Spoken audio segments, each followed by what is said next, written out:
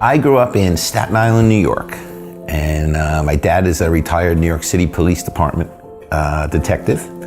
My mom was a legal secretary. So I came from a very blue collar, we didn't go out to dinner much. We didn't have a lot of the luxuries in life, but good, hardworking people. I went to college in New Jersey at Rutgers, and then I moved to Hoboken and kind of been in New Jersey ever since. Grew up in Staten Island, New York, and went to the same high school as Joe. Honestly, the first time I was on a plane was when I was in high school and we played a football game in Ohio. I was lucky enough to get a scholarship to go to college for football. I went to Syracuse University. In college, I was working during the summers in the currency market. I was working for a brokerage firm during vacations and summertime. It had nothing to do with what I went to school for, and just happened to get a job and stuck with that job for 23 years. We met in that industry. So our goal, even though we didn't know each other, was let's get to Wall Street, because those are the people who had a little extra money. Paid well, but kept us out of the house for long periods of time and didn't enjoy some of the things that we should have enjoyed. At our desk at 7 a.m., in a full suit and tie, clients would come in from overseas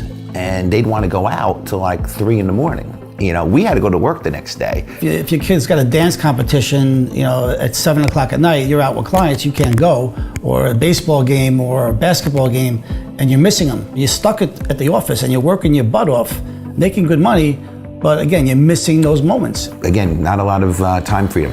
When the kids were little, we would leaving the house in the dark, coming home in the dark. You get married, you have a couple of kids, you get a house, you pay your bills, and eventually you retire.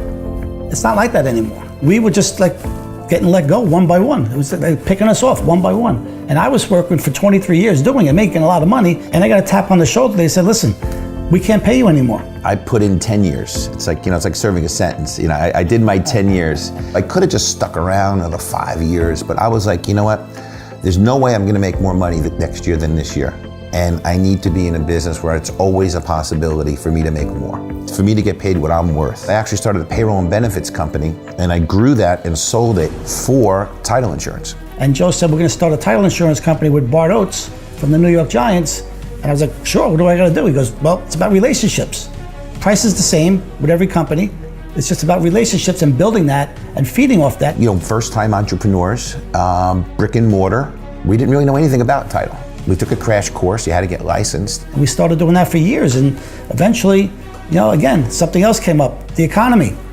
Real estate went down the tubes, mortgages went down the tubes. When the whole mortgage debacle happened, you don't know that it's gonna last 3 years. We're thinking maybe next month. And so we're borrowing money from our credit lines to make a $40,000 a month payroll, thinking we're not gonna fire anyone because it's gonna pick up next month.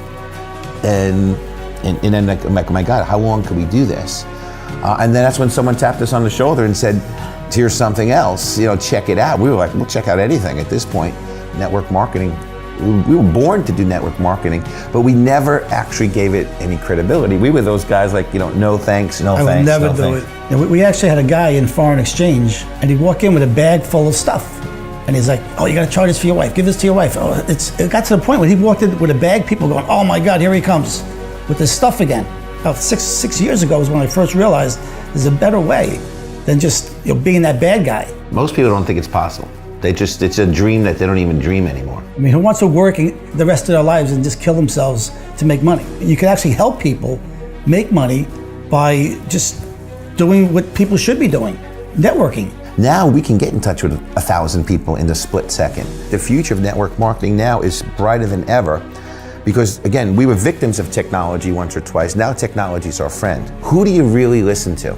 You listen to your high school buddies, your family, you're a guy you used to work at your old job together, people you still bond with. The future is gonna be network marketing. Most companies that come out with good products are gonna wanna sell it this way. You're not paying for advertising that no one's watching. You graduate at the top of your class, that's great. Doesn't mean you have to do that the rest of your life if you find a better way.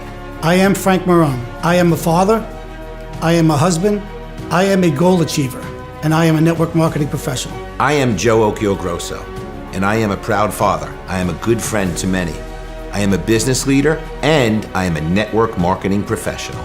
Ladies and gentlemen, my wish for you is that you will become a network marketing professional. You will decide to go pro. Because it is a stone cold fact that we have a better way. Now, let's go tell the world.